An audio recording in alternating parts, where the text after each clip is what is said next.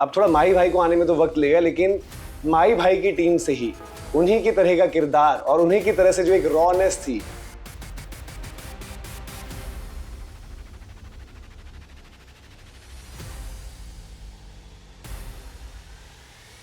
पहले मुझे कॉल आया था आरसीबी में से कि देवदत्त पडिक्कल शायद इंजर्ड थे, तो उनकी जगह पे वो रिप्लेसमेंट देख रहे थे।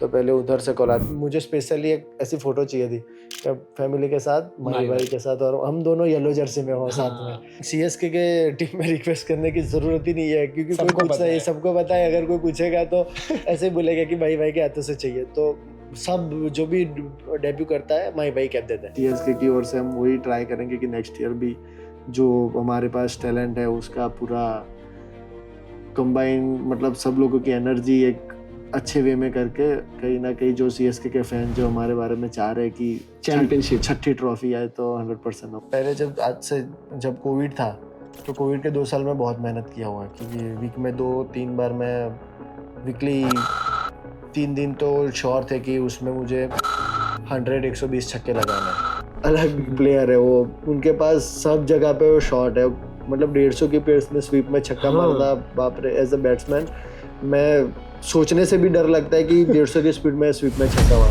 नेट्स में छक्के तो हम भी मारते थे यार, पर जब वो छक्के मारता था तो वो हमारे छक्के जाते थे 3री-4थी रो पे, वो मारता है तो 10वीं रो पे जाता था।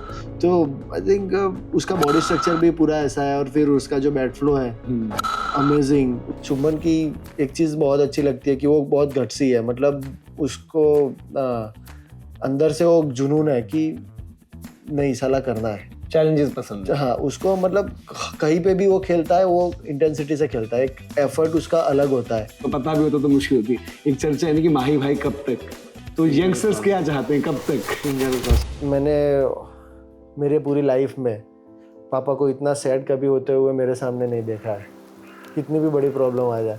तो वो दिन वो इतना सैड थे, तो मैंने उधर ही फ़ोन काट दिया। मैं महादेव को बहुत मानता हूँ, तो मैं एक्चुअली उज्जैन जाके आया था। उज्जैन जाके आया, 3 दिन बाद हमको कॉल आई इसके लिए स्पेशली, हाँ, वो भी सीएसके से। और 3 साल पहले भाई ने ट्रायल दिया था, तो सीएसके पता नहीं कांटेक्ट कैसे नहीं था।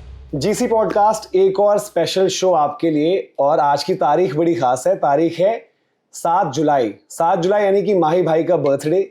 अब थोड़ा माही भाई को आने में तो वक्त लगेगा, लेकिन माही भाई की टीम से ही उन्हीं की तरह का किरदार और उन्हीं की तरह से जो एक रॉनेस थी, इस तरीके से जो खिलाड़ी आगे बढ़ रहा है, आज हमारे साथ होंगे। आईपीएल में तो आपने उनका जलवा देखा ही, लेकिन आज बात करेंगे उनकी उस डोमेस्टिक की जर्नी की भी, जो काफी लोग इग्नोर कर जाते हैं, जो स्ट्रगल्स हैं, और जिसके बाद उनको आईपीएल का प्लेटफॉर्म मिला और उसमें भी बहुत संघर्ष करना पड़ा, और फिर आईपीएल में जो जलवा दिखाया।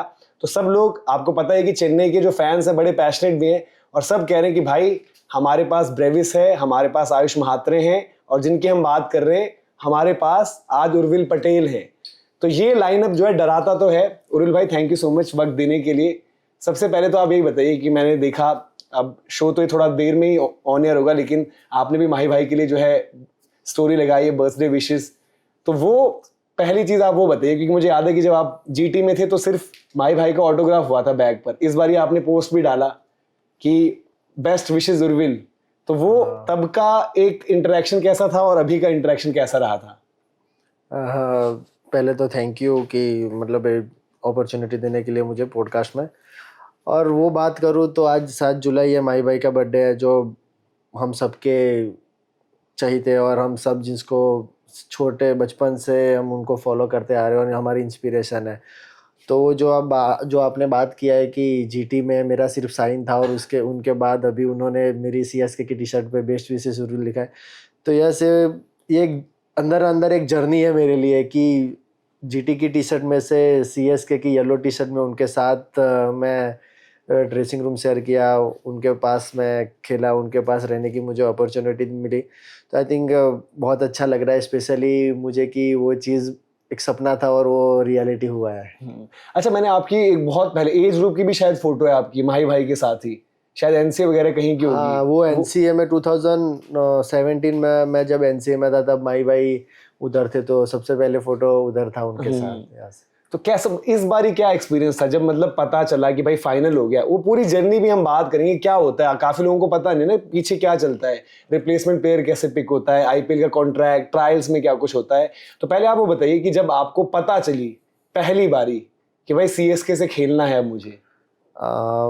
यस, जब पहली बार मुझे पता चला तब बहुत एक्साइट था, क्योंकि मुझे याद है कि एक दिन में 2 न्यूज़ मेरे लिए अच्छी थी। क्योंकि पहले मुझे कॉल आया था आरसीबी में से कि देवदत्त पडिक्कल शायद इंजर्ड थे, तो उनकी जगह पे वो रिप्लेसमेंट देख रहे थे। तो पहले उधर से कॉल आया था, पर उन्होंने श्योर नहीं बोला था कि हम आपको पिक कर रहे हैं। उन्होंने बोला था कि आप 15 दिन के लिए ट्रायल में हमारे साथ आना है तुम्हें। और उसके 1 घंटे बाद मुझे सीएसके में से कॉल आया था कि हम जो स्काउटिंग में थे, श्रीकांत सर, उनका कॉल आया था। उन्होंने बोला कि उर्विल ऐसे हुआ है, हम आपको एज अ रिप्लेसमेंट प्लेयर देख रहे हैं, तो बी रेडी रहना। तो मैं भी उधर कंफ्यूज था। मैंने बोला कि सर आरसीबी से भी अभी आया है तो बोले नहीं नहीं, हम आपको श्योर टीम में ही ले रहे हैं, तो आप रेडी रहना, बस बीसीसीआई से अप्रूवल आने का थोड़ा वेट कर लो बस। तो आई थिंक बहुत अच्छा मोमेंट था मेरे लिए। मुझे टाइम भी याद है कि वैकेशन चल रहा था, तो फैमिली सब साथ में ही थे हम। तो 1 बजे मुझे कॉल आया था, तो वो याद है मुझे सब। फिर फैमिली को मैंने शाम को बताया जब क्लियर हो गया कि नहीं अभी सीएसके में मैं जा रहा हूँ। तो वो बहुत अच्छा था कि फैमिली भी सब साथ थे, तो और बहुत अच्छा खुशी लगा, खुशी मिली, क्योंकि कहीं ना कहीं फैमिली भी वेट कर रहा था कि जो हिसाब से मेरा परफॉर्मेंस हुआ था, तो उनको भी कहीं ना कहीं था कि सिलेक्ट होना चाहिए। तो जो हमने सोचा था फैमिली ने, वो कंप्लीट हुआ था। अच्छा, फैमिली की आपने क्योंकि बात करी है, तो अंकल जी आई थिंक बड़े खुश हुए होंगे। अंकल जी भी आपको बता दें, मतलब उर्विल भाई के पिताजी जो हैं वो भी स्प्रिंटर थे, लेकिन वो उनको शायद एक्सपोजर या अपॉर्चुनिटीज़ नहीं मिली, और उन्होंने भी काफ़ी संघर्ष किया आपके लिए। मतलब मैंने आपका एक इंटरव्यू पढ़ा था जिसमें आपने बताया कि वो ट्यूशन्स देते थे बट उन्होंने वो छोड़ दिए, और एक मिडिल क्लास फैमिली में एक सोर्स ऑफ इनकम होता है वो। बट क्योंकि मेरे बच्चे का सपना है और मेरा भी सपना है कि ये कहीं आगे खेले बढ़े, तो उसके लिए उसको उन्होंने कट आउट किया कि भाई वो टाइम निकाल कर मैं उर्विल पर इन्वेस्ट करूंगा और उसकी तैयारी कराऊंगा। तो उनके लिए कैसा था वो मोमेंट? क्योंकि मिडिल क्लास फैमिलीज में हम एक होता है, मतलब ऐसा है कि भाई रिस्पेक्ट तो सब करते हैं पिताजी की, बट एक थोड़ा इमोशंस आप एक्सप्रेस नहीं कर पाते। तो आपके बीच वो मोमेंट हुआ कि जब आप और अंकल जी जब थे और ये रियलाइजेशन कि यार फाइनली अब आईपीएल मिल रहा है? उसमें वही है कि जब मुझे पता चला कि मैं सिलेक्ट हुआ हूँ, तब अनफॉर्चुनेटली पापा और मैं बहुत दूर थे। अच्छा। पापा पालनपुर थे, क्योंकि वो टीचर है अभी, तो कहीं ना कहीं उनको काम चल रहा होता है। वैकेशन में भी वो प्रिंसिपल थे, तो कहीं ना कहीं काम चलता रहता है। और मैं और मेरा पूरा जो फैमिली है, जो दादा के सब भाई सब हम साथ में रहते, वो गांव में थे। तो वो एक टाइम था कि मैंने, और मुझे पता है कि मैंने सबसे लेट भी पापा को ही बताया था कि पापा मैं सीएसके में सिलेक्ट हुआ हूँ, क्योंकि उनका एक्सपीरियंस मुझे शो करता, मतलब मुझे देखना था कि वो क्या एक्सप्रेशन है उनके, क्योंकि कहीं ना कहीं मैं उनसे इमोशनली जुड़ा हुआ हूँ, बाकी फैमिली से भी ऊपर। एक क्रिकेट की जब बात आती है तो मैं उनसे इमोशनली जुड़ा हुआ हूँ। जैसे कि क्योंकि मैं जो इधर सिलेक्ट हुआ ना, उसमें मैं तो ठीक है कि मैं क्रिकेट खेलना शुरू किया, मतलब मुझे जब समझ आया तब मुझे पता चला कि ये लेवल होता है। पर एक क्रिकेट स्टार्ट करने के पहले जर्नी जब थी, तो एक जो सपना देखा था उन्होंने देखा था कि मेरा बच्चा स्पोर्ट्स में आगे बढ़ेगा, क्योंकि जो उनको जब अपॉर्चुनिटी चाहिए थी, क्योंकि ऑब्वियसली बात है आज से 30 साल पहले, जब क्योंकि दादाजी क्या और सबका फैमिली थोड़ा बड़ा होता था, और क्या है कि फैमिली में कोई इनकम नहीं होती है, तो हर कोई सिर्फ बड़ा होके एक ही बात करते कि पैसे कैसे कमाओगे। तो कहीं ना कहीं उनको उधर उनको सपोर्ट नहीं मिला है। तो टाइम पे उनका जो सपना था कि मैं स्प्रिंटर बनूं, मैं आगे जाऊं, तो उधर उनको नहीं हुआ। तो कहीं ना कहीं वही थॉट उनके दिमाग में घूम रहे थे कि मैं नहीं बन पाया तो कुछ नहीं, मेरा बच्चा आगे जाएगा। तो उसमें स्ट्रगल मुझे तो आज तक कभी पापा ने कभी मेरे पे तो स्ट्रगल आने नहीं दिया है। जो स्ट्रगल है उन्होंने खुद पे लिया है, कि जैसे कि बोले कि ट्यूशन क्लासेस बंद किया, क्योंकि वो टाइम पे ट्यूशन करते ही हमारा फैमिली का गुजरान अच्छा चल रहे वाला था। तो आई थिंक कहीं ना कहीं वो चीज़ उन्होंने मेरे लिए छोड़ा हुआ है। तो अभी मेरा जितना भी अचीवमेंट होता है, जितना भी सक्सेस होता है, तो मैं डेडिकेट अपने पापा को ही करता हूँ। तो वही चीज़ सारी उनसे इमोशनली मुझसे जुड़ी हुई है। बिल्कुल, मतलब हम आई थिंक कुछ दिनों पहले की बात, हम शो पर ऐसे, क्योंकि वॉच अलोंग टाइप ही चल रहा था, मैच चल रहा था, टेस्ट मैच, तो हम यही बात कर रहे थे कि होता है फैमिलीज में, ऐसा होता है कि पापा जो है साल भर हर एक शादी में सेम जोड़ा पहनते हैं कपड़े का, लेकिन उनके बच्चे जो है हर शादी में नया कपड़ा पहनते हैं। तो वो अपने मतलब सेक्रीफाइसेस की, मतलब बच्चे को सब मिलना चाहिए, मुझे मिले ना मिले, और वो सब चीज़ हम हर किसी ने मिडिल क्लास फैमिली में एक्सपीरियंस भी करा है।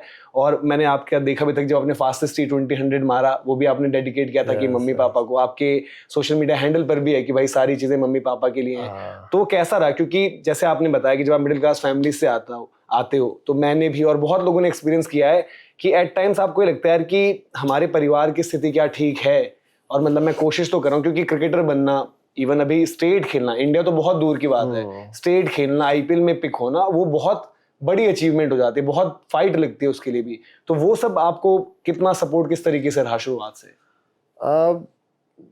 शुरुआत से तो जब मैं बचपन से छोटा था तब से पापा ने ये मुझे क्रिकेट खेलना शुरू करवाया था, क्योंकि उनका वो जो सपना था, उनको फिर जब फास्ट बॉलर बनना बहुत पसंद था। अच्छा। उनको तो कहीं ना कहीं सोच रहे थे कि उर्विल स्टार्टिंग में फास्ट बॉलर बनेगा, उनके दिमाग में ऐसा था।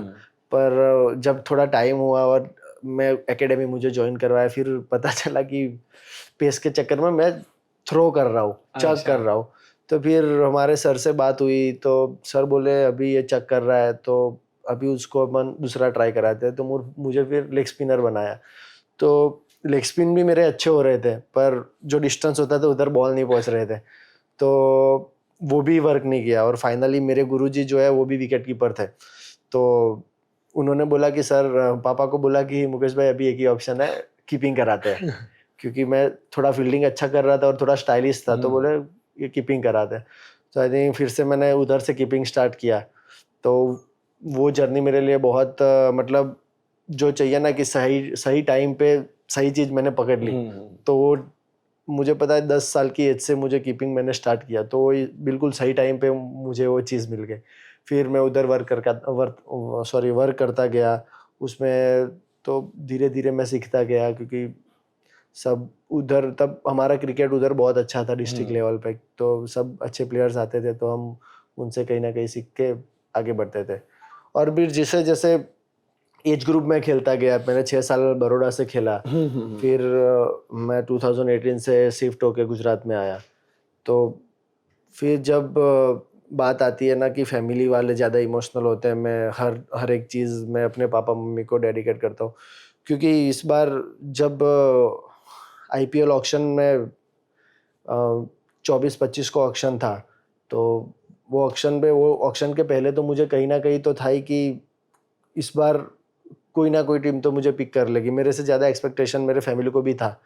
तो फिर वो ना होने के बाद बहुत दुख हुआ था कि कहीं ना कहीं इतने साल से मैं मेहनत कर रहा हूँ, अगर ये 1-2 साल चले गए तो फिर मुश्किल है क्रिकेट में आगे बढ़ना।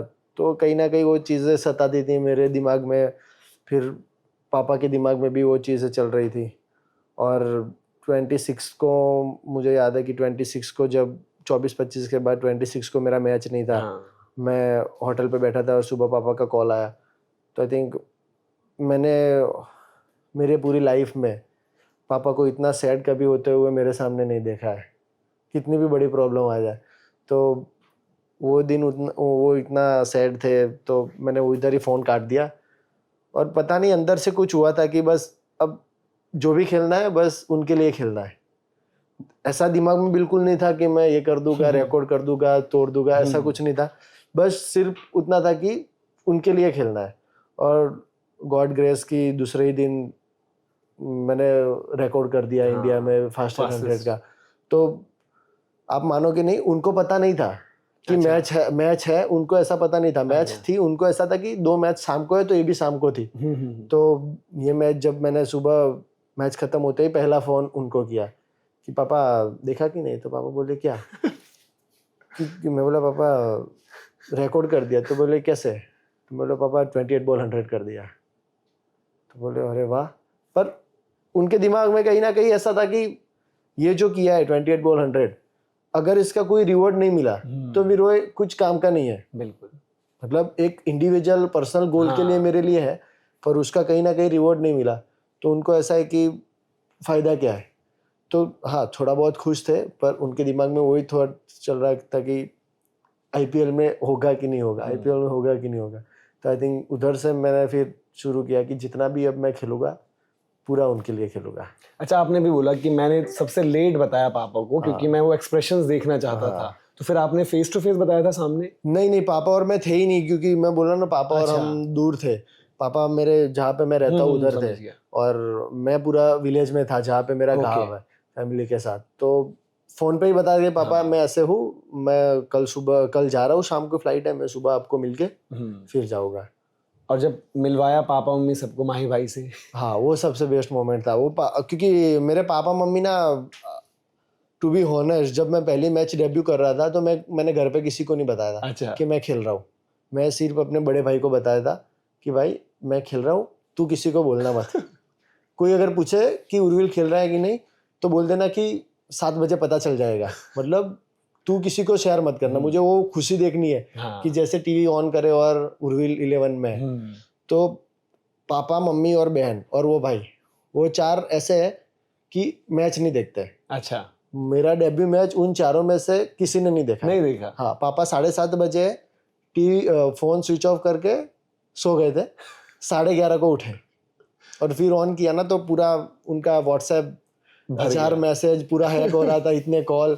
तो फिर जब मैं खिला तो, और बात आई इधर, तो इधर मैच थी, तो वो भी वो पापा बोलते हैं नहीं, हमें नहीं देखना है तुझे, क्योंकि हमें डर लगता है। तो जब खेलता है तो हमें डर लगता है, मतलब पता नहीं है पेरेंट्स का हाँ, क्या बहुतों है के साथ होता है कि हम नहीं देख सकते। तो मैं बोला स्पेशली नहीं पापा, आप मैच देखो ना देखो, भाई आए तो आप मैच ना देखो तो ठीक है, मुझे आप उनसे मिलवाना है बस, क्योंकि मैं मिल लिया, और मुझे एक ही सपना है कि भाई इधर तक आए तो इनसे आप मिलो बस। तो स्पेशली फिर पापा उनकी वजह से ही मैच देखने आए, और फिर उनको बहुत मजा आया, बहुत एंजॉय भी किया मैच देखने के बाद, क्योंकि सबके फैमिलीज थे। फिर काशी सर भी थे, तो सबके साथ इंट्रोडक्शन हुआ, उर्विल का फादर, मतलब ऐसा, तो उनको बहुत मजा आया। फिर लास्ट में जब रात को होटल जाके माही भाई से मिलवाया, तो सबके लिए बहुत स्पेशल मोमेंट था। और मुझे स्पेशली एक ऐसी फोटो चाहिए थी कि फैमिली के साथ, माही भाई के साथ, और हम दोनों येलो जर्सी में हो साथ में। तो वो मोमेंट भी आ गया, तो बहुत अच्छा लग रहा था। अच्छा, अब इस जर्नी को थोड़ा सा रिवर्स में, क्योंकि जैसे आपने कुछ चीजें बताई, लोगों को इंटरेस्ट रहता है कि कब पता चलता है कि प्लेइंग 11 में आप हो, सारी चीजें। तो अब चलते हैं रिवर्स में। ये तो आपने धमाका मचा दिया, घर वालों ने देख लिया। जब वो कैप मिल रही थी माही भाई से, तो आपने, मतलब एक ये भी रहता है ना कि भाई आप अगर रिक्वेस्ट करो कि यार कैप माही भाई से मिल जाए, तो आपने करी थी वो रिक्वेस्ट? नहीं, आई थिंक सीएसके के टीम में रिक्वेस्ट करने की जरूरत ही नहीं है, क्योंकि कोई पूछता है, सबको पता है। अगर कोई पूछेगा तो ऐसे ही बोलेगा कि भाई के हाथों से चाहिए। तो सब जो भी डेब्यू करता है माही भाई कैप देता है। और अब आपको ये किसने कन्वे किया कि आप 11 में हो? और मतलब वो क्या जर्नी रहती है नेट्स में देखकर? कॉम्बिनेशन भी ऑब्वियसली रहता है, और चेन्नई में शायद अपॉर्चुनिटीज बन भी रही थी, क्योंकि थोड़ा सा ये सीजन थोड़ा स्ट्रगल रहा था जो फर्स्ट हाफ रहा था, तो वो कैसे रहा? जब मैं इधर पहुंचा, मतलब इधर से घर से कोलकाता पहुंचा, तब कोलकाता मैंने जो स्काउट वाले सर से उनको मिलने गया कि सर मैं आ गया। तो उन्होंने मुझे बोल दिया था कि उर्विल तो ये मैच खेल रहा है और 3 नंबर बैटिंग करेगा।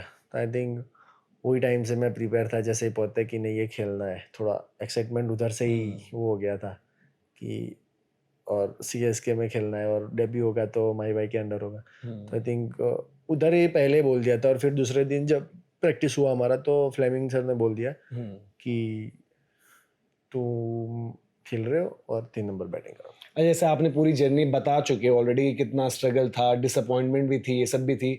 आपका वीडियो मैंने देखा था कि जहां पर आपने बोला कि मेरा ये था कि जैसे मैं खेलते आया हूँ डोमेस्टिक में, वैसे जाकर खेलना ही हुआ है। बट द मोमेंट आप स्टेप इन करे, अंदर आए हो, है ना, विकेट भी गिरी हुई, आप अंदर आ रखे हो, और वो क्या था माहौल? मतलब एक होता है ना कि इतना क्राउड, वो क्राउड भी आपने, मतलब आप रहे हो जीटी के सेटअप का भी हिस्सा रहे थे पहले, बट खेला नहीं था वहां पर। बट जब गए थे अंदर, वो फीलिंग और फिर जो पारी खेली, वो क्या था? थोड़ा सा वो एक्सपीरियंस अगर शेयर करें। मैं बिल्कुल भी मुझे पहले ऐसा लग रहा था कि अगर खेलने जाएंगे तो इतना क्राउड होता है, इनके सामने ऐसा खेलना है, फिर थोड़ा बहुत प्रेशर रहता है। पर पता नहीं क्यों ये टाइम पे जब मैं मतलब डेब्यू किया और मुझे बैटिंग में गया, तो मैंने कुछ नहीं सोचा था, मतलब मैं इधर ही ऐसा ही फील कर रहा था कि जैसे मैं डोमेस्टिक में खेलता हूँ, क्योंकि दिमाग में एक ही था कि मेरे पास ये साल खोने को कुछ नहीं है, अगर इधर से जो भी होगा वो मुझे पाना ही है, मतलब जो भी होगा वो मुझे मिलेगा, इससे कम खराब होने वाला नहीं है मेरे मतलब ये सीजन में। तो आई थिंक कहीं ना कहीं बिल्कुल ब्लैंक था। और जब मैं खेला उधर, तो मैंने कुछ नहीं सोचा था, क्योंकि इधर से मुझे स्ट्रॉन्ग इंस्ट्रक्शन दिए थे कि उर्विल तुम तीनों मैच खेल रहे हो और तुम बिल्कुल टेंशन मत लो, जैसे तुम ट्रायल मैच में जैसे खेले हो बिंदास वैसे ही खेलना, हमें ऐसा ही देखना है तुम्हें।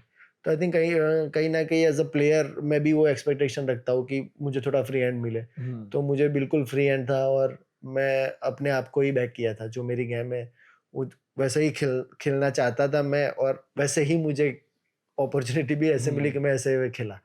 तो बस कहीं ना कहीं मैं इधर नसीब का ही जो है वो सारा खेल है कि क्या हुआ, कैसी जगह हुआ और कब हुआ, तो आई थिंक वही बेस्ट ऑप्शन था मेरे। अच्छा, अभी हम थोड़ी देर पहले जब बात कर रहे थे तो मैंने कहा था कि आपका जो स्टाइल, जो प्रेजेंस, जो थोड़ा सा इंटिमिडेटिंग फैक्टर लगता है, मैंने कहा था यूसुफ पठान भी मुझे बड़े पसंद थे पहले, तो आपका थोड़ा अंदाज भी, आप भी मतलब जैसे वीरेंद्र सहवाग कहते थे, यूसुफ पठान जैसे स्पिनर्स को मारते थे, तो आपको भी ऐसा होता है कि यार ऑफ स्पिनर तो मतलब मैं भी स्पिनर को, ऑफ स्पिनर को समझता नहीं, उसको तो मारने में मजा आएगा, वो एक है अंदर से फील वाली?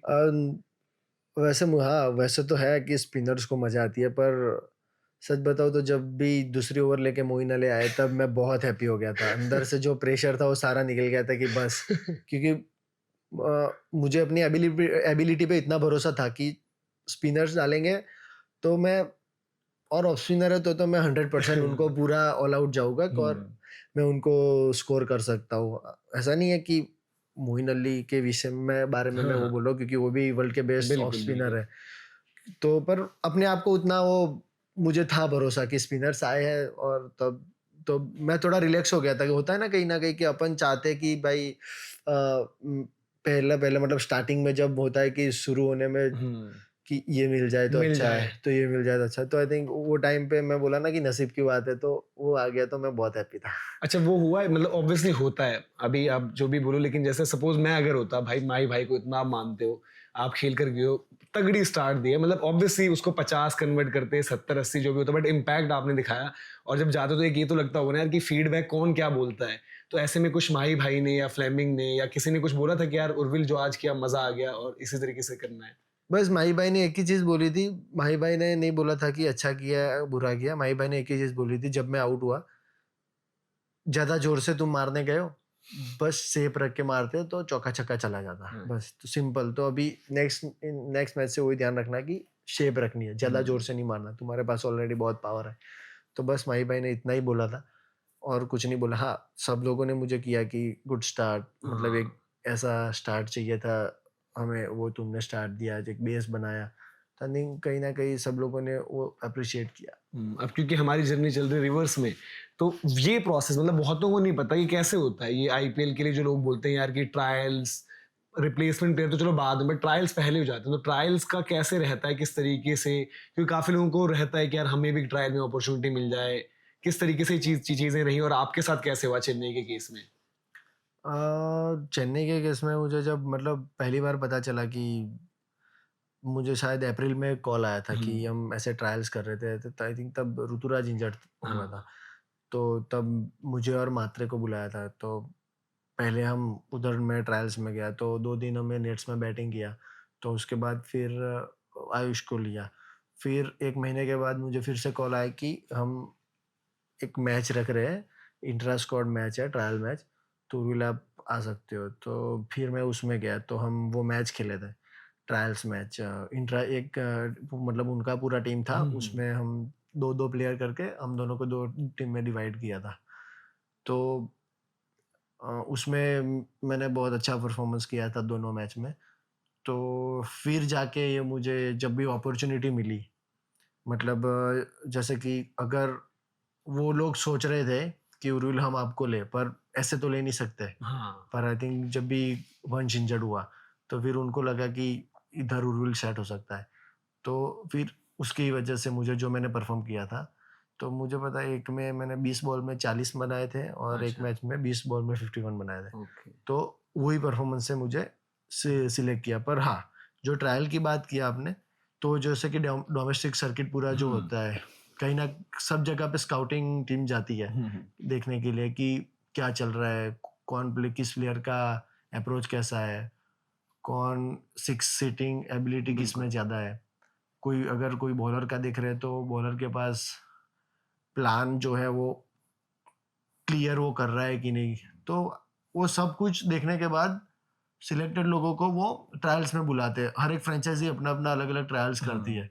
तो फिर वो ट्रायल्स में मतलब उनका पूरा मैनेजमेंट होता है और उधर तुमने अच्छा किया और उनको तुम पे भरोसा आया कि एक बिलीव आया कि नहीं ये कर सकता है, तो फिर उधर से सिलेक्शन प्रोसेस शुरू होता है। अच्छा, चेन्नई में जो आपने बॉलर्स मतलब ऑब्वियसली आपकी टीम के जो फेस करे, वहां पर क्या एक्सपीरियंस रहा अलग अलग? जैसे हम लोगों को लगता है पर्सनली कि नेथन एलिस बहुत ही ट्रिकी बॉलर हैं, T20 वाले, उनको अपॉर्चुनिटी नहीं मिल पाती, ये 4 ओवरसीज हैं। तो आपको क्या लगा फेस करते हुए? पथिराना भी हैं, बट इस साल थोड़ा सा उनका स्ट्रगल अलग था, एक्शन चेंज हो रहा था, वो रिदम नहीं थी। तो आपको नूर, किन बॉलर्स को, अश्विन को फेस करना, जडेजा का अलग स्टाइल है, वक्त ही नहीं देते, इतना वक्त जो मिल गया हमें, जो वॉशिंगटन सुंदर ने स्टोक्स को आउट किया क्योंकि जडेजा ने जल्दी से ओवर निकाल दिया। तो अलग अलग बॉलर्स के साथ क्या एक्सपीरियंस रहा, किसके साथ क्या चैलेंज लगा, किसके साथ क्या कुछ सीखने को मिला, वो थोड़ा सा अगर आप अपनी जर्नी में से बताएं। यस, एज अ स्पिनर जब ऑक्शन हुआ तब सब यही बात कर रहे थे कि बेस्ट तीनों स्पिनर सीएसके के पास है। तो मैं नूर के साथ तो पहले रहा हूँ तो थोड़ा बहुत उसके बारे में आइडिया था। बट सबसे ट्रिकी अगर मुझे कोई बॉलर लगता है ना तो नूर ही है, क्योंकि उसको पिक करना बहुत मुश्किल है, क्योंकि उसका एक्शन तेज है और है चाइना मैन जैसा। तो मुश्किल है, अगर लेग स्पिनर है तो वो पिक हो सकता है। तो कहीं ना कहीं डिफरेंट अलग अलग बॉलर्स खेलने मिले। फिर उन लोगों का क्या माइंडसेट है, क्या सोच के बॉलिंग करते हैं।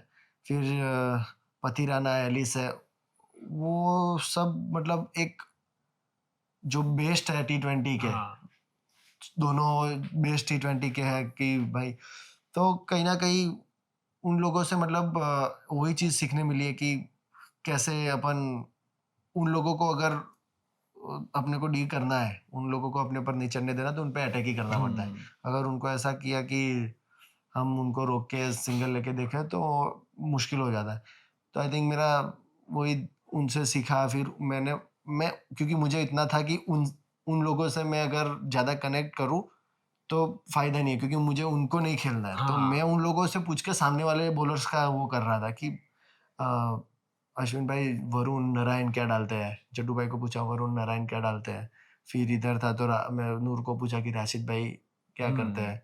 तो आई थिंक सब लोग बहुत सपोर्टिव थे। तो कहीं ना कहीं वही जो उन लोगों ने थोड़ा बहुत भी जो बताया, उनका ही मुझे इधर सक्सेस मिला है और अपॉर्चुनिटी मिली है कि थोड़ा बैक ऑफ द माइंड रहा है मुझे कि उन लोगों ने जो बताया तो वही करेंगे। तो फिर मेरा भी एक लर्निंग है, मेरा भी एक मैच के पहले पैटर्न है कि वीडियोस देखना, वो सब। तो वो कहीं ना कहीं वो हेल्प करता है। और माही भाई को एज अ लीडरशिप, उनकी जो कप्तानी है, क्या है अलग, एक यंगस्टर को किस तरीके से, और चेन्नई में फ्रेंचाइजी में कैसा होता है? जैसे हम अलग अलग देखते हैं कि कहीं पर होता है, लोग बताते हैं कि विराट का मैसेज आया कि भाई वेलकम टू आरसीबी फैमिली और ये है वो है। तो इधर कैसे रहता है, किस तरीके से, जब ऑफिशियल हो जाता है, जैसे आपने बताया एक तो फोन आ गया, देन उसके बाद क्या प्रोसेस होता है? एक चेन्नई का ग्रुप होता होगा या फिर जब आप मिलते हो इंट्रोडक्शन होता है, वो जर्नी किस तरीके से? और महेंद्र सिंह धोनी की आपको लीडरशिप एज एन इंडिविजुअल, वो यंगस्टर्स को कैसे ट्रीट करते हैं, या किसी बड़े प्लेयर का मैच खराब हो तो उसके साथ कैसे डील करते हैं, क्या उनको ऐसा अलग बनाता है माही भाई को? यस, माही भाई जैसे आपने बोला कि जब मैसेज आता है तो हाँ, जब हम जाते हैं उधर टीम के साथ तो सब पहले वेलकम करते हैं अच्छे से कि वेलकम टू टीम, कॉन्ग्रेचुलेशन। और सबका वही रहता है कि सब लोग वही देखते हैं, जो भी यंगस्टर जाते हो कि माही भाई क्या बोल रहा है।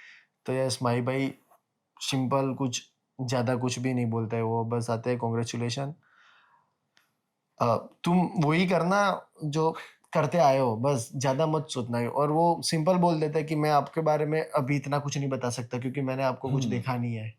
तो मैं जैसे जैसे आपको देखूंगा वैसे वैसे जो कुछ होगा मैं आपको बता दूंगा। तो बस बहुत सिंपल रहते हैं, उनको कोई कॉम्प्लिकेटेड ही नहीं है। तो क्या है कि अपन भी क्लियर रहते हैं बिल्कुल भी। अच्छा माही, क्योंकि ये भी चलता रहता है ना कि बैट, तो आप तो कीपर भी हो, तो आपने कोई बैट या ग्लव्स लिया माही भाई से? नहीं नहीं नहीं, मैंने नहीं लिया क्योंकि मेरा वो होता है ना, एक डर सा लगता है कि मैं भाई, हिचकिचाहट। हाँ कि क्योंकि अभी तो यार सब एक ट्रेंड बन गया है कि सबसे लेना है, पर वही। मैंने नहीं लिया था। अच्छा आप मतलब, क्योंकि वैसे तो आप कीपिंग ही करते हो बट यहाँ पर स्लिप्स में थे आप, तो वो थोड़ा मतलब फील्डिंग वाइज, क्योंकि मैंने क्योंकि जितना देखा बैटिंग ज्यादा मैंने आपकी फॉलो करी है, कीपिंग मैंने आपकी देखी वो quick fire, I think Ravi की बॉल पर लेग साइड वाली स्टंपिंग आपने डाली हुई है, हाँ तो स्टाइल तो पूरा माही भाई वाला ही है कि आगे से ही आप भी कर देते हो। तो स्लिप्स में एक चैलेंज था या फिर आप रेगुलरली वैसे भी मतलब कि अदर मैचेस में कि जैसे एज अ फील्डर भी फील्ड करते हो, तो किस तरीके का रहा वो? और माही भाई कीपिंग कर रहे हैं, आप बगल में खड़े हो, ये तो सपने जैसा है कि यार मतलब मैं तो सोचता था कि माही भाई जैसा कीपर बनना, वो मेरे बगल में कीपिंग कर रहे हैं। यस, क्योंकि वो चीज़ जैसे आपने बताई ना कि माइक भाई के साथ स्लिप में खड़ा, मैंने ही मैच में जाके पहले बोला कि माई भाई मैं स्लिप में करूँ, क्योंकि मुझे पता था कि मैं कीपर हूँ, तो मुझे स्लिप में फील्डिंग करना मतलब मुझे थोड़ा पता है कि सिर्फ ऐसा ही है कि हाथ में ग्लोव्स नहीं है, बाकी तो कैच आते हैं वो पकड़ना मुझे पता है। तो मैंने ही माई भाई को सामने से बोला था कि माई भाई मैं स्लिप करूँ, तो बोलता है करता है। बोला माई भाई हाँ मैं कीपर ही हूँ तो कर लूँगा। तो फिर मैंने ही सामने से बोला था, और मैं कीपर हूँ तो मुझे स्लिप में मज़ा भी आता है। मुझे पता था कि बाहर कहीं से बहुत ज़ोर से आएगी बॉल, तो मैं स्लिप में तो अच्छा कर ही लूँगा। तो मैंने ही सामने से बोला था कि भाई मैं करूँ स्लिप में। अच्छा अब एक चीज आती है कि लोग, ये जो हम पूरी जर्नी आपकी आईपीएल वाली भी, मतलब ये एक बाकियों के लिए भी एक लेसन रहेगा ना कि किस तरीके से होता है। अब काफी लोगों का ऐसे होता है कि जैसे कि कॉन्ट्रैक्ट्स कैसे होते हैं आईपीएल के, आईपीएल के कॉन्ट्रैक्ट्स का क्या होता है कि जैसे जो भी आपको पिक किया है जिस प्राइस पे, जैसे काफी लोगों को ये वॉइस बारी यार कि ये लास्ट में बेस्टो को पिक किया है इतने करोड़ में, तो क्या उसको सिर्फ 2 मैच या 3 मैच, सपोज टीम बाहर हो जाए एक मैच खेल के, तो उसी के उतने पैसे होते हैं? किस तरीके से रहता है आईपीएल कॉन्ट्रैक्ट? क्या रहता है कि सपोज आपको 20 लाख में पूरे सीजन के लिए साइन किया है, तो वो पूरे सीजन का आप चाहे मतलब कोई रिप्लेसमेंट आया है बाद में, तो उसमें मैचेस का कुछ रहता है या फिर कुछ अलग तरीके से होता है? अम, हाँ, मुझे लगता है कि वो चीज़ ना हर एक फ्रेंचाइजी का अलग-अलग होता है। ओके।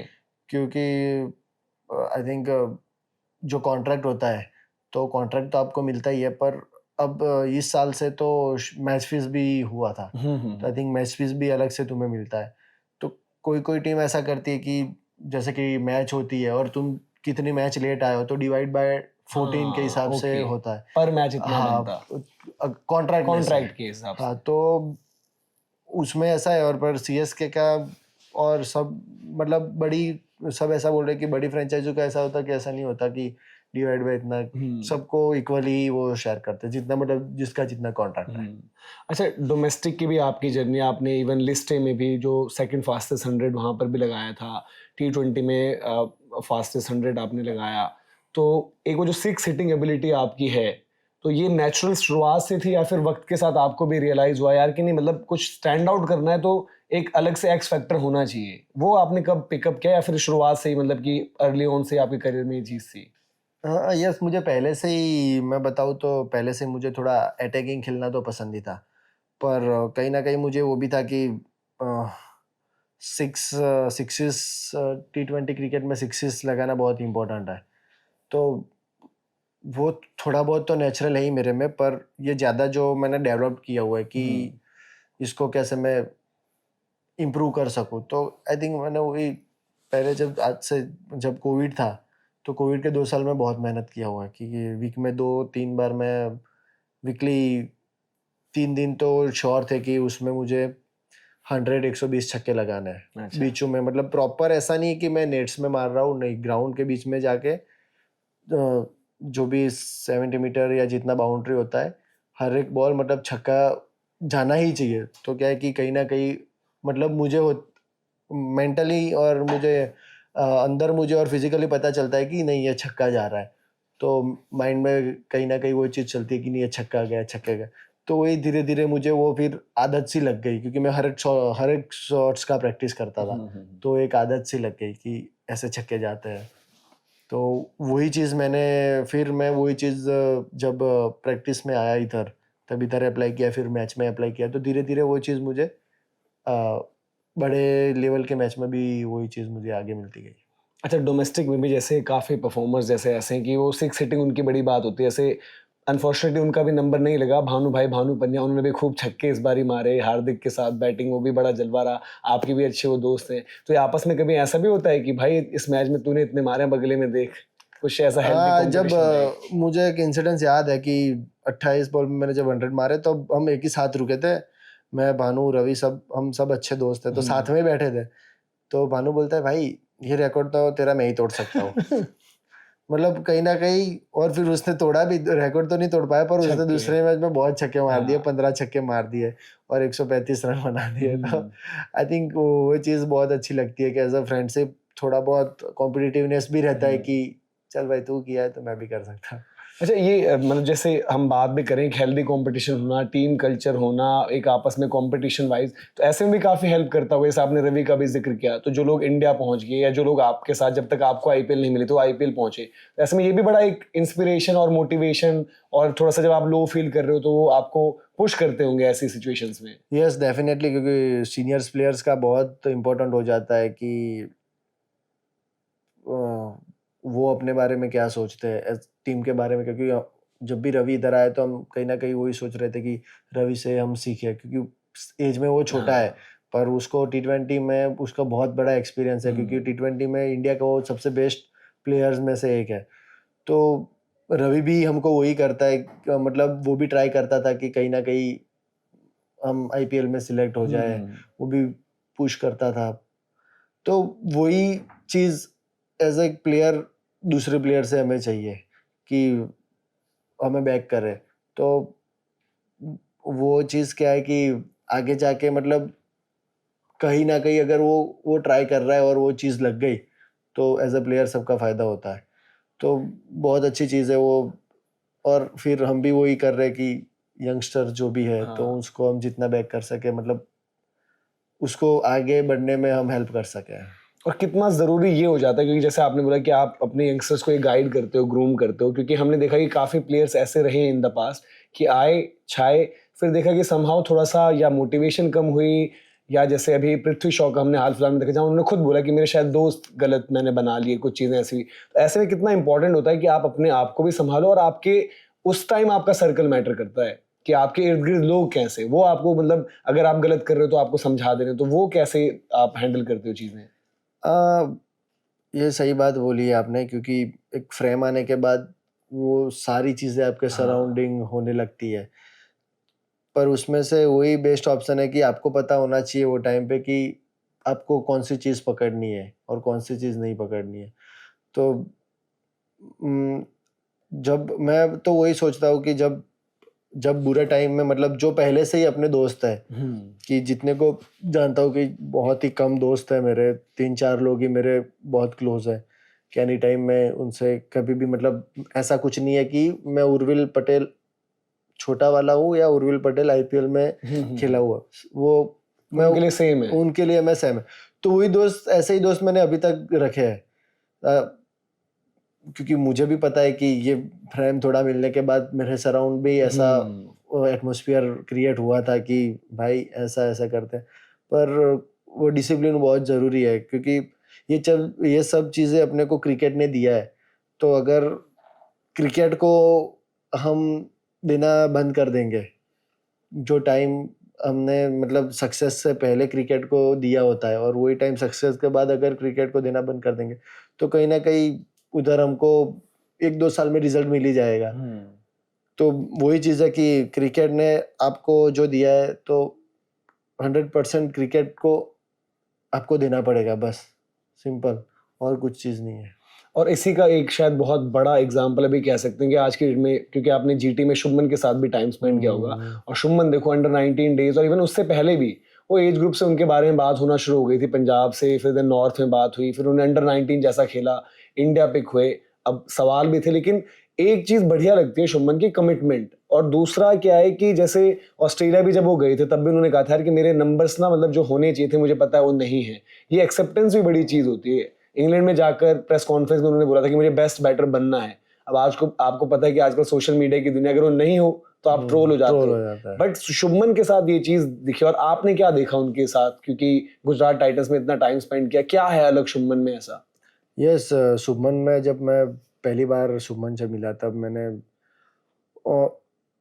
सच बताऊँ तो जब मैं जीटी को कोर में गया, जब प्रैक्टिस में गया, तब साला मुझे ऐसा लगा कि ये लोग चैंपियन इसीलिए हो रहा है कि, और हर प्लेयर इतना परफॉर्मेंस इसलिए कर रहा है कि सब टीम की नेट्स 2-2.5 घंटे में खत्म हो जाती थी।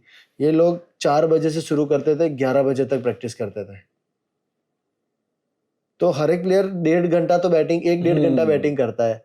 तो मतलब कहीं ना कहीं वो कमिटमेंट जो है, जो क्रिकेट के मतलब क्रिकेट ने उनको जो दिया है, तो उनको ऐसा है कि नहीं भाई, अब क्रिकेट ने दिया है तो हम भी क्रिकेट को सब कुछ दे देंगे, जब तक हमसे होगा सब कुछ दे देंगे। तो शुभमन की एक चीज बहुत अच्छी लगती है कि वो बहुत गट्सी है, मतलब उसको अंदर से वो जुनून है कि नहीं साला करना है, चैलेंजेस पसंद है। हाँ, उसको मतलब कहीं पे भी वो खेलता है, वो इंटेंसिटी से खेलता है, एक एफर्ट उसका अलग होता है। तो आई थिंक वही चीज़ें एज अ डोमेस्टिक प्लेयर से वो सब चीज़ें सीखी कि आईपीएल में कैसा चल रहा है, कौन सी इंटेंसिटी होती है, क्या लेवल के प्रेशर होते हैं, क्या लेवल की एनर्जी होती है। तो वही चीज़ फिर हम भी अप्लाई करने लगे कि नहीं यार, ये इतने बड़े प्लेयर्स होके जो इतना कर रहे हैं, तो हमें तो बहुत उनके लेवल में जाने के लिए बहुत मेहनत करनी। तो वही चीज़ हमें भी वो करती है कि एक भूख क्रिएट करती है कि नहीं, वो लोग कर सकते हैं तो हम भी करेंगे। तो कमिटमेंट जो हो गया, फिर एक पैशन होता है अलग कि नहीं भाई, मतलब मैं ये करूँगा।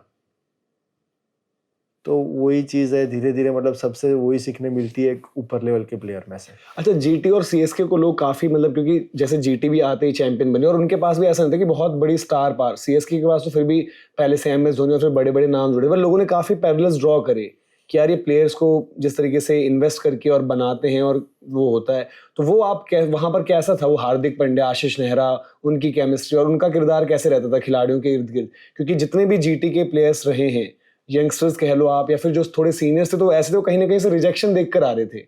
इवन चाहे शुभमन का केस देखो, केकेआर ने छोड़ा ही था उनको, मोहम्मद शमी एक तरफ से छोड़कर आए हुए थे, सारे प्लेयर्स मतलब ऐसे थे कि वो जो हम कहते हैं कि ठुकरा के मेरा प्यार मेरा इंतकाम देखेगी। तो क्या कल्चर रहता है वहां पर और किस तरीके से था हार्दिक प्लस आशीष नेहरा, वो पूरा जर्नी जो आपने वहां पर जी?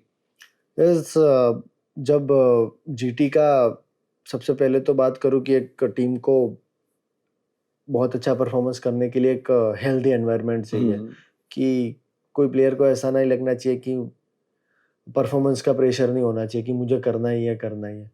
और तो वही मुझे लगता है कि एक बहुत अच्छी चीज़ है कि प्लेयर्स को परफॉर्मेंस अच्छा करने के लिए वो एटमॉस्फेयर होना कि भाई कोई प्रेशर नहीं है तुझ पे, तेरे में कैपेबिलिटी है तो तू कर सकता है। और जब सब प्लेयर ऐसे ही थे जैसे बोला, पर प्लेयर तभी बनते हैं मतलब कि अगर गलतियों से, हर अच्छा प्लेयर तभी बनता है कि जितनी भी गलतियां हैं उसमें से सब लोग ओवरकम करके सबने सीखा हुआ है। तो सब देखो आप कि वो टाइम के जो कोर थे वो अभी है, तो सारे वो बहुत ही हाई लेवल के प्लेयर्स हो गए, जैसे कि हार्दिक भाई हो गए, शुभमन हो गए, शामी भाई हो गया, अब साई सुदर्शन हो गया। तो वो सारी चीज़ें ही है जीटी के एटमॉस्फेयर में। और सब लोग सीनियर भी बहुत सपोर्टिव थे, जितने भी थे, राशिद भाई थे, हार्दिक भाई थे, शामी भाई, मोहित भाई, राहुल भाई, सब लोग बहुत सपोर्टिव थे। और उनको कहीं ना कहीं था कि हम जो लेवल पे है, अगर कोई यंगस्टर आया तो ट्राई करेंगे कि वो कभी ऐसा ना सोचे कि हम बहुत ही, मैं अगर छोटा फासला है, हाँ ऐसा नहीं होगा। आशीष सर का वो क्लियर था कि मेरे 25 से 25 प्लेयर एक जैसे हो गए, चाहे हार्दिक भाई हो या चाहे लास्ट वाला कोई भी हो, छोटा हो, सब एक जैसे ही रहेंगे मेरे लिए। तो फिर वही ना, वो मतलब एक यंग प्लेयर, पहले सीजन वाले प्लेयर को वही चाहिए कि नहीं, सब मुझे भी उतना ही सपोर्ट कर रहे हैं जितना वो हार्दिक भाई को सपोर्ट कर रहे हैं। तो फिर वही मोटिवेशन आता है, अपने आप पे एक भरोसा होता है। तो वही बेस्ट चीज़ है, क्योंकि जीटी इतना अच्छा पिछले 4 साल में सबसे अच्छा मतलब 3 बार क्वालिफाई होना वो कर पाई गया। अच्छा, आपने राहुल भाई की बात की, राहुल भाई मतलब राहुल तिवतिया। yes. और राहुल तिवतिया मुझे तो लगता है यार कि थोड़ा सा मैं कहूँगा कि अनलकी है, उनको इंडिया नहीं मिला, क्योंकि उस लेवल का बंदा और जितने मैचेस उन्होंने जिताए हैं, मतलब बड़े बड़े प्लेयर्स नहीं जिता पाए, तो वो उनके लिए थोड़ा सा फील भी होता है। उनका क्या है, क्योंकि वो बड़े मजाकिया भी हमने देखा है कुछ कुछ फुटेजेस या फिर वो मैच के दौरान जो चीज़ें आती हैं, और वो कितनी बड़ी इंस्पिरेशन है आपके लिए, क्योंकि उनके लिए भी ऐसा हुआ था ना कि यार उनके लिए भी पहले बात ही नहीं होती थी उस तरीके से, फिर वो आपका राजस्थान रॉयल्स वाला मैच है, फिर दिन जब जीटी में आए, जीटी में तो अलग ही राहुल तेवतिया फिर हमने देखे हैं। तो वो भी भले वो अभी इंटरनेशनल टीम में नहीं है या फिर मतलब उस तरीके से नहीं, बट मेरे को तो हमेशा से लगता है कि उनको मिलना चाहिए था मौका। जीटी में तो उनका भी एक नाम है कि आइसमैन। अच्छा, आइसमैन नाम उनको एक टैग दिया हुआ है। और राहुल भाई की बात करें कि तो वो बोलते ना बहुत अंडररेटेड प्लेयर है। तो क्योंकि उनको आगे अपॉर्चुनिटी मुझे ऐसा लग रहा है स्पेशली इसीलिए नहीं मिल पा रही है कि उनका काम बिल्कुल बहुत छोटा रहता है। हर एक बार देखो उनकी बैटिंग आएगी तो 10 बॉल 15 बॉल उतनी आएगी कि 15 बॉल में 40 रन चाहिए और मैच जीत गए, राहुल तेवतिया ने जिता दिया। आई थिंक पूरे आईपीएल में मुझे नहीं लगता कि उनके जितनी ऐसी मैच किसी ने जीता ही होगी शॉर्ट टाइम में, नेक्स्ट लेवल। तो अभी वही ना कि छोटा रोल है तो वो टीम के लिए बहुत बड़ा परफॉर्मेंस है, पर कहीं ना कहीं वो हो जाता है ना कि इंडिया में सिलेक्ट होने के लिए बोलता है कि यार मतलब रन ज़्यादा नहीं है वो सब। तो मुझे लगता है स्पेशली कि उनको वही चीज़ें थोड़ा बहुत अभी वो कर रही होगी, वरना मैंने जितना मैच देखा है उनको अलग प्लेयर है वो, उनके पास सब जगह पे वो शॉट है। मतलब 150 की पेस में स्वीप में छक्का मारना, बाप रे, एज अ बैट्समैन मैं सोचने से भी डर लगता है कि 150 की स्पीड में स्वीप में छक्का मारना। तो आई थिंक वो बहुत बड़े प्लेयर है। कभी बात हुई है उनसे कि मतलब क्या चलता है उनके, मतलब ऐसा लगता है कि राहुल तेवतिया हैं, मतलब आ रहे हैं 18वें ओवर में, पर लगता है 18वें ओवर तक वही बैटिंग कर रहे थे कि सेट है, बॉल इतनी बड़ी दिख रही है, मन क्या ले कवर्स के ऊपर से भी मार दूंगा, हटके में लेग साइड पे भी दे दूंगा। कभी इस तरीके से बात हुई कि राहुल भाई क्या है, क्या कौन सा मेथड है आपके पास? नहीं, ऐसे बात तो नहीं हुई, पर उनका एक जब भी वो ग्राउंड में देखते हैं तो एक हंगर होता है, एक मतलब एक कमिटमेंट उनका दिखाई देता है। जब भी मतलब फील्डिंग में भी होते हैं, इवन नॉट इवन बैटिंग है कहीं पे, फील्डिंग में भी उनका एफर्ट वही दिखता है। तो एक प्लेयर की मतलब एज अ प्लेयर मैं उनसे वो पूछने की ज़रूरत नहीं है, पर मैं उनमें देख पाता हूँ कि वो क्या महसूस करता है। अच्छा, अब आते हैं थोड़ा सा, क्योंकि हमने ये वाइट बॉल ओडीआई T20 तो बहुत कर दी, इस बार ही आपने शतक मारा रेड बॉल में भी, और अच्छी टीम सौराष्ट्र मतलब कंसिस्टेंट टीम्स में से एक, तो वो शतक कितना स्पेशल था क्योंकि वो रिकॉर्ड बुक्स में भी ऐड हुआ, तीनों फॉर्मेट में आपने 100 लगा दिया। और लाल बॉल की क्रिकेट को आप कैसे देखते हैं, क्योंकि आजकल जो हम बात कर रहे हैं कि वो भी जरूरी है उसको जिंदा रखना, ये बात चर्चा शुरू हो गई। जैसे विराट जब आईपीएल जीते तब भी उन्होंने कहा यार कि टेस्ट क्रिकेट तो अलग ही लेवल होता है, ये मैं उसके आसपास भी नहीं देखता आईपीएल, टेस्ट क्रिकेट। और जो अभी हम इंडिया की टीम भी देख रहे हैं, तो आपका क्या है रेड बॉल क्रिकेट को लेकर? यस, जो रेड बॉल सब बोलते हैं कि जेंटलमैन गेम है, कि उसमें आपका स्किल, पेशेंस, आप में कितना कैपेबिलिटी है, सब कुछ चेक हो जाता है। तो यस, वो रेड बॉल का जो शतक था मेरे लिए वो बहुत स्पेशल था, क्योंकि मुझे तो पता था कि मैं वाइट बॉल में कर सकता हूँ, और मुझे वो भी करना था कि मैं रेड बॉल में भी कर सकता हूँ। मतलब कहीं ना कहीं वो मैच में भी मैं आफ्टर मैच में कमेंट्री देख रहा था तो सब कमेंटेटर वही बोल रहे थे कि उर्विल का गेम बहुत डिफरेंट है, वो ज़्यादातर रुक के नहीं खेल सकते। तो वही चीज़ है कि हर एक फॉर्मेट के हिसाब से मुझे अपने आप को चेंज करना है। तो मैंने वो मैच में भी आप देखो तो मैंने 200 बॉल खेले थे और उसमें 140 रन बनाए थे। तो बस वो ज़्यादा कुछ नहीं था, मैंने अपने आप को वही किया था, रेडी किया था कि लंबा गेम है, कम रिस्क लूँगा तो भी चलेगा, और मुझे अपने आप के डिफेंस जो होता है उसमें बस कॉन्फिडेंस रखना था अच्छे से। आई थिंक बस इतना ही था, और मुझे पता है कि बड़े शॉट तो मैं मार ही सकता हूँ, और उसमें लाल बॉल में बड़े शॉट मारना थोड़ा इजी भी रहता है क्योंकि फील्डिंग रिस्ट्रिक्शन रहता है, सब फील्डर ऊपर होते हैं। पर सबसे एंजॉय वो सेंचुरी मैंने किया था, क्योंकि रेड बॉल का 100 जो होता है वो अलग फील कराता है कि आप कितना लंबा टाइम तक खड़े रहे। तो मेरे लिए वो स्पेशल था।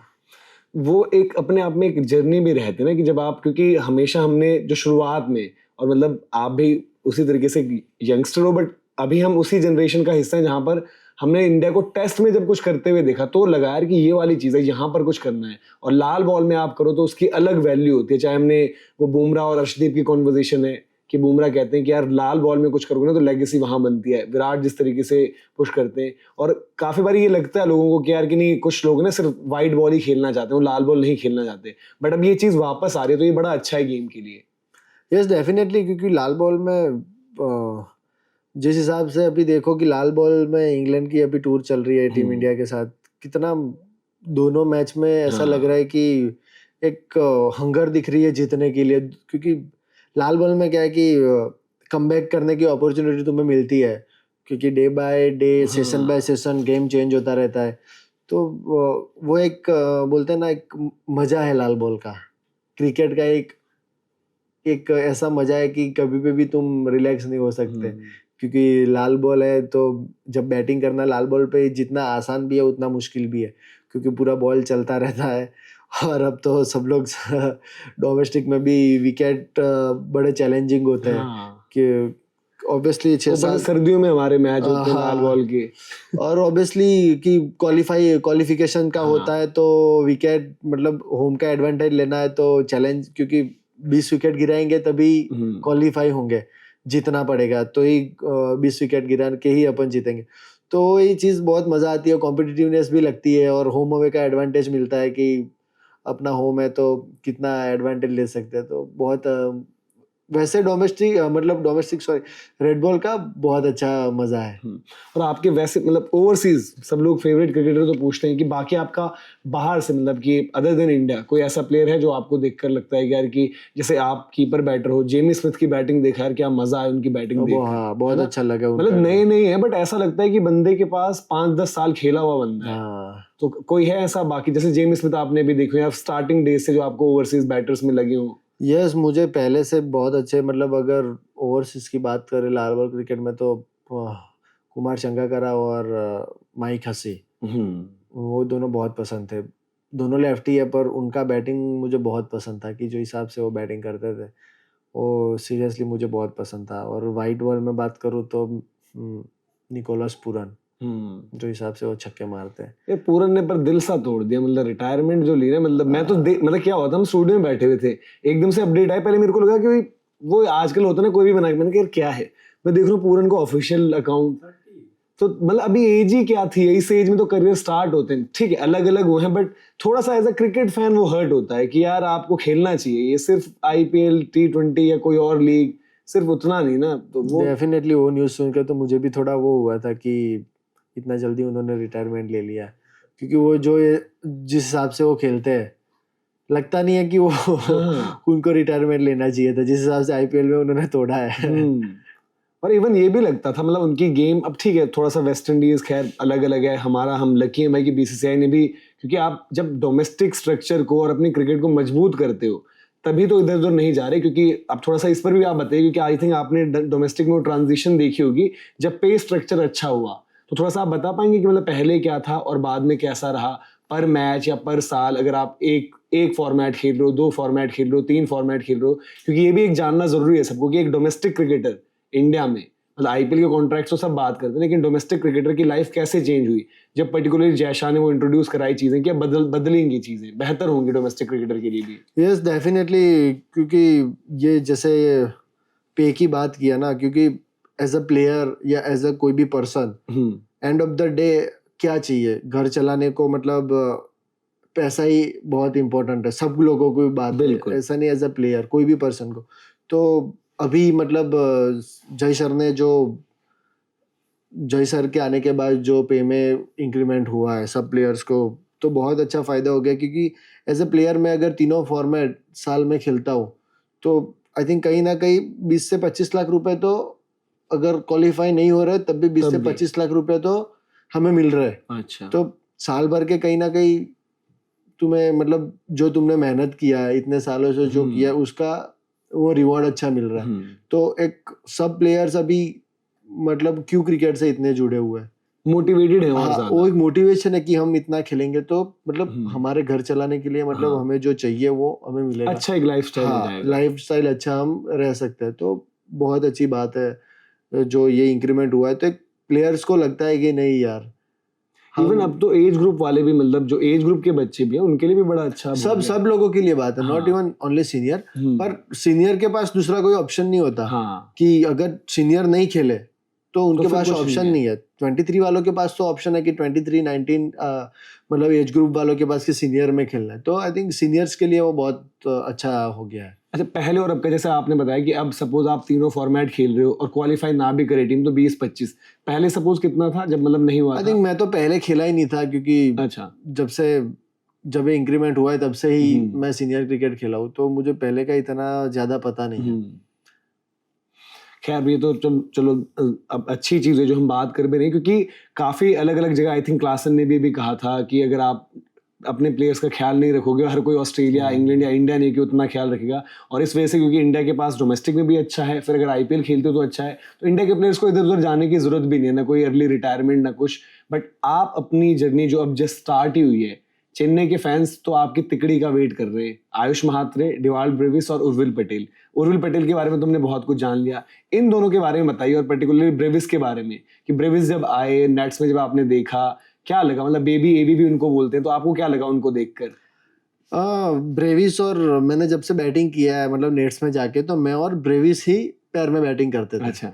तो नेट्स में छक्के तो हम भी मारते थे यार, पर जब वो छक्के मारता था तो वो हमारे छक्के जाते थे रोप के 2-3 स्टेयर, मतलब 2-3 सीट्स जो रहती हाँ हैं, 2 रो पे रो जाते, पे, हाँ। दूसरी चौथी रो पे वो मारता है तो 10वीं रो पे जाता था।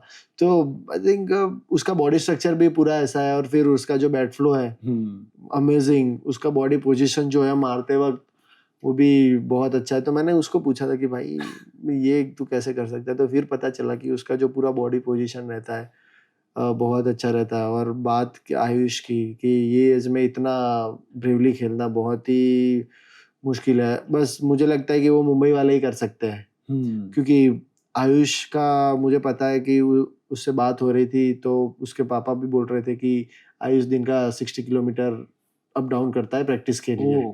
तो वही ना, मुंबई वालों की जो इतना जो होता है ना, जो कमिटमेंट, पैशन, खड़ूसनेस जो होती है ना हाँ। उन लोगों में, वो ही कर सकते हैं। तो वो शो किया कि नहीं, मैं 18 साल 17 साल की एज में भी ऐसे मतलब जाके पहली दूसरी ओवर में ऐसे मारना, तो अमेजिंग टैलेंट है दोनों में। तो अभी होप हम सीएसके की ओर से हम वही ट्राई करेंगे कि नेक्स्ट ईयर भी जो हमारे पास टैलेंट है उसका पूरा कंबाइन, मतलब सब लोगों की एनर्जी एक अच्छे वे में करके, कहीं ना कहीं जो सीएसके के फैन जो हमारे बारे में चाह रहे हैं कि चैंपियनशिप, छठी ट्रॉफी आए, तो 100% हम और चैंपियनशिप। और एक जो और कठिन सवाल होगा आपके लिए, मतलब आप जवाब, अगर आपको सपोज वैसे तो पता नहीं होगा, पता भी होता तो मुश्किल होती, एक चर्चा है कि माही भाई कब तक, तो यंगस्टर्स क्या चाहते हैं, कब तक? फिंगर क्रॉस, क्योंकि एज अ यंगस्टर तो मैं भी चाहता हूँ कि वो फील्ड पे होते हैं तो बहुत मुश्किल हो जाता है सारी चीज़ें बॉलर्स के लिए, सबके लिए, पर अभी वो डिसीजन तो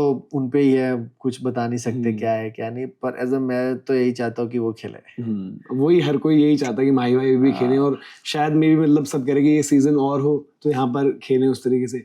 अच्छा, हमारे साथ आपके खास दोस्त जो आपने बोला कि चुनिंदा दोस्त कुछ बड़े टाइम से हैं, तो अब ये भी थोड़ा सा बताएं कि सिलेक्शन प्रोसेस में किस तरीके से इनकी चीज़ें रही थी, और आपकी इन्वॉल्वमेंट जो रही उस पर भी बात करते हैं, क्या कुछ रहा, किस तरीके से चीज़ें रही थी।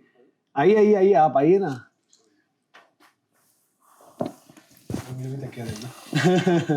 आप सुन रहे हैं, बड़ी देर से बात है, कैसा लगा उर्विल की यहाँ की परफॉर्मेंस? थोड़ी सा अगर आप बताएंगे कि जो परफॉर्मेंस आपने उर्विल की यहाँ पर देखी, मैदान पर तो आपने खूब देखी और बचपन से देखी हुई है, ये परफॉर्मेंस कैसी लगी उर्विल की? ये परफॉर्मेंस तो हमेशा परफॉर्मेंस मैदान की तरह ही है, और थोड़ा डिफरेंट है, वो ऑन फील्ड है, ऑफ फील्ड, इतना फर्क है बस। बाकी आप थोड़ा सा बताइए कि किस तरीके से इनकी जो जर्नी हुई है स्टार्ट सीएसके में, उसमें आप भी सूत्रधार थे। एक्चुअली हुआ क्या था, जब ऑक्शन हुआ तब भाई को किसी ने पिक नहीं किया था। तो वो थोड़ा बहुत हमको सैड फील हुआ कि फैमिली में सबको भी, अंकल आंटी सिस्टर को भी, इतना अच्छा करने के बाद भी भाई को किसी ने लिया नहीं, एंड पहले भी जीटी का हिस्सा रह चुका था। तो ऑफ कोर्स बुरा लगता है अंदर से भी, यार इतना अच्छा करने के बाद आपको कोई लेता नहीं है, तो और इतना हार्ड वर्किंग बंदा है, तो एक अंदर से एक मैनिफेस्ट था कि यार कोई ना कोई कॉल आए, कोई ना कोई कॉल आए। मैं अंकल को कॉल कर रहा हूँ वीकली अंकल कुछ हुआ, कुछ आई कॉल किसी से ट्रायल के लिए, कुछ यहाँ वहाँ से, तो अंकल कुछ नहीं।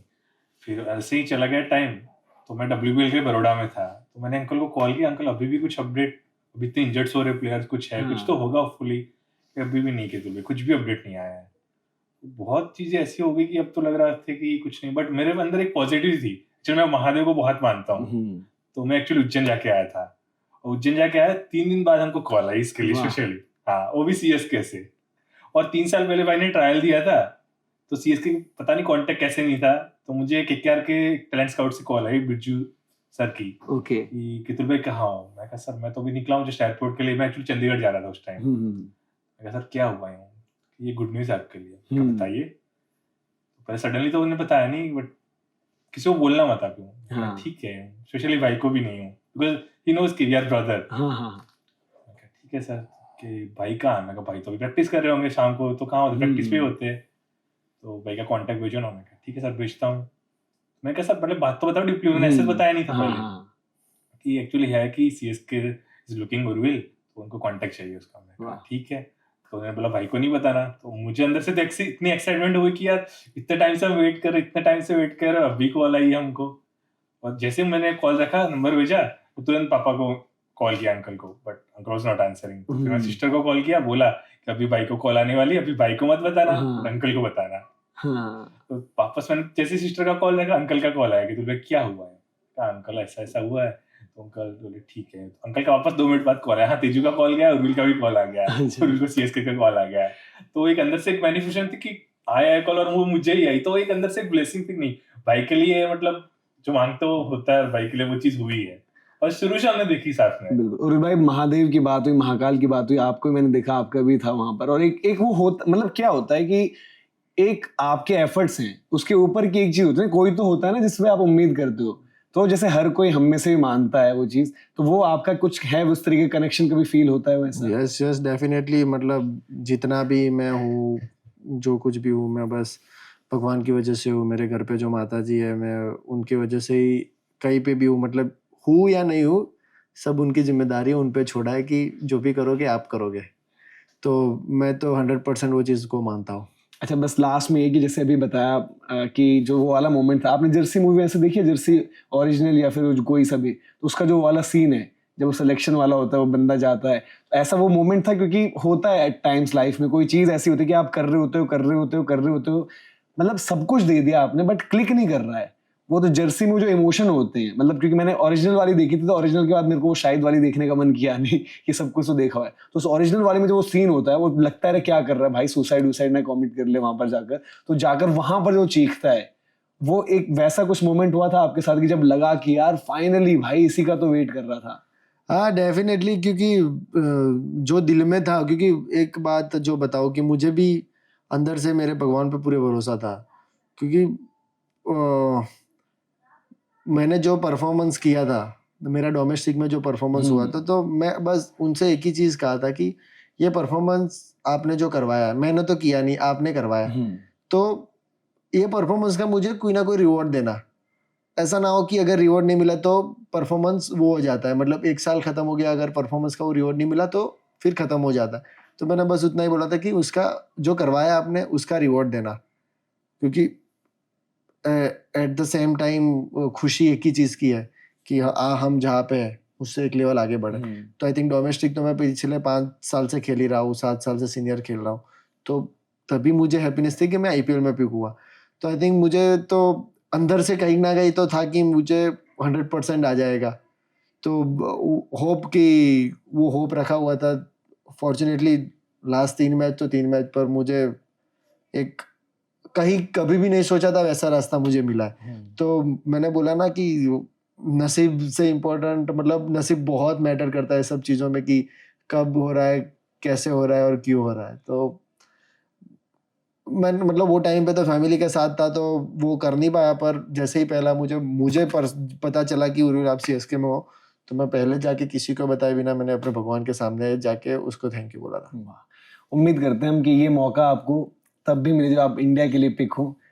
जी पॉइंट था जो इन्होंने डब्बी जर्सी की थी ना, हाँ। उस दिन वो जर्सी यहाँ पे जो खेलने आए मैच, लास्ट मैच, वो नहीं पहनी और वो जर्सी मैंने ले ली। अच्छा, तो यार हमें भी कुछ चाहिए फिर। और डब्बी जर्सी पे हमने धोनी भाई के साइन लिए। एक्चुअली हुआ क्या था, अंकल आंटी तो जर्सी में, सिस्टर और एक उनका बड़ा भाई जो बड़े पापा का मेहुल, और एक उनका मासी का लड़का था, उन्होंने पहनी। तो मेरे लिए लास्ट में एक्चुअली मैं थोड़ा लेट आया था रूम में। अच्छा, हाँ। तो मेरे पास अभी वो जो टीम देता है मैनेजमेंट, वो खत्म हो गई थी, तो ऑप्शन क्या था, तो भाई की जर्सी मिल गई। और मेरे लिए बहुत अच्छा मोमेंट था वो एक्चुअली, मैं भाई की जर्सी पहन के गया, मैच देखा और उसपे एमएसडी धोनी सर का भी साइन मिला। नहीं, मेरे पास भी बड़ी रिक्वेस्ट है, जब मैंने बताया ना कि उर्विल भाई के साथ मैं कर रहा हूँ, तो सब पीछे फिर भी पड़ गए यार कि एक ऑटोग्राफ माही भाई का मिल जाएगा, या ये हो जाएगा, या जर्सी मिल जाएगी। तो उम्मीद करते हैं आपकी परफॉर्मेंस और चेन्नई चैंपियन बने, हम फिर से एक बार बैठे हैं, उसके अलावा डोमेस्टिक सीजन है वो आपका बढ़िया जाए, और फिर से जो आपने बोला कि मैंने भगवान का जो है शुक्रिया अदा किया कि आपने ये मुझे मेरी मेहनत का जो है फल दिया। हम तो यही चाहेंगे कि आप ऐसा ही करें, और आईपीएल के बाद फिर नेक्स्ट ऑब्वियसली इंडिया की बात होती है, और इंडिया में भी विकेट कीपर बैटर तो एक हमेशा रिक्वायरमेंट रहेगी, एज भी आपके पास है। तो यही उम्मीद करते हैं, और बेस्ट विशेस उर्विल भाई आपको कि आप आगे भी जबरदस्त करें, एंड आई होप आपको मजा आया इस बातचीत में। नहीं बहुत बहुत मजा आया। Thank you so much. Thank you so much Urvil भाई, थैंक यू।